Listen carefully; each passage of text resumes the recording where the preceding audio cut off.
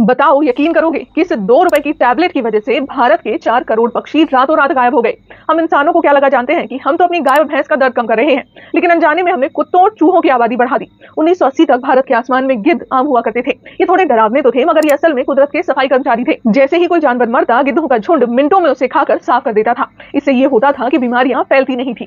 और फिर आई एक सस्ती पेन किलर, डाइक्लोफिनेक। किसानों ने अपनी बीमार गायों और बैलों के जोड़ों का दर्द कम करने के लिए इसी दवा का इस्तेमाल शुरू कर दिया। इरादा तो नेक था कि जानवरों की देखरेख की जाए, लेकिन इन्हें क्या पता था कि इस दवा में एक साइलेंट किलर छिपा हुआ है।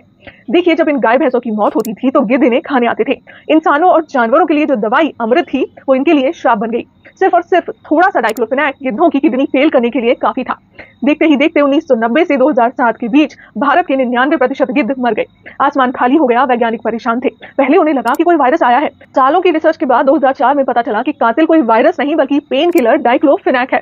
जिसके बाद सरकार ने 2006 में डाइक्लोफिनेक के जानवरों पर यूज पर बैन लगा दिया।